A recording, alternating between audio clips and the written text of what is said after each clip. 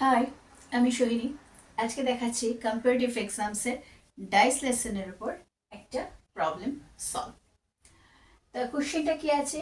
Show below are 4 different positions of the same dice.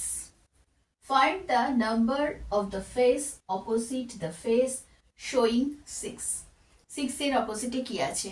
ডাইসের প্রত্যেকটা lesson শুরুর আগে আমি বলে দিয়েছি আমি ডাইসটা উইংস মেথডে সলিউশন করে থাকি। উইংস মেথডটা কি সেটা জানতে হলে আমার আগের চ্যানেলটা ভিডিওগুলো দেখতে হবে। তো আপাতত সরাসরি আমরা চলে আসি প্রবলেম সলভে। ডাইসটা যখন খোলা হয়ে থাকে তখন ডাইসটা দেখতে ঠিক এরকম হয়। 6 ফেস থাকে ডাইসে। ডাইসটা দেখতে খোলার পরে এরকম দেখতে হয়।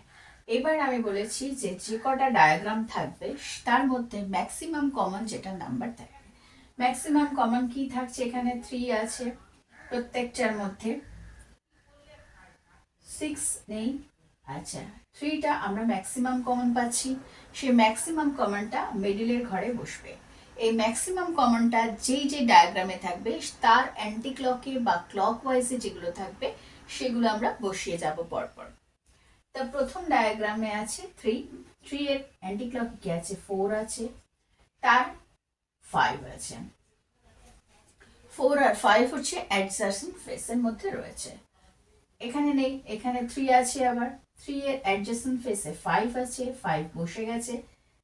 তার অ্যান্টি ক্লকে 6 আছে, এই ঘরটা বসিয়ে দিলাম। 4 নম্বর ডায়াগ্রামে 3 এর অ্যাডজাসেন্ট ফেসে কি দেখাচ্ছে? 6 আছে, 1 আছে। 6 অলরেডি বসে গেছে, তাহলে থাকছে 1, 1টা এখানে বসবে। আর কি পড়ে থাকছে? 2। বাদ বাকি লাস্টে যেটা পড়ে থাকবে সেটা আমাদের এই ঘরটার মধ্যে দিয়ে দিতে হবে। উইংস মেথডে wings always opposite to wings, vertically opposite to each other, এটা আমরা জানি। তাহলে আমাদের জানতে চেয়েছে শোয়িং 6 এর অপোজিটে কি আছে। তাহলে 6 এর অপোজিটে 4 আছে। অ্যান্সার কি? অ্যান্সার হচ্ছে সি। তাহলে নিশ্চয়ই বোঝা গেল। পরের ভিডিওগুলো দেখতে থাকো, লাইক কমেন্ট শেয়ার অবশ্যই করতে থাকো। চ্যানেলে যারা নতুন আছো তারা সাবস্ক্রাইব করে দিও।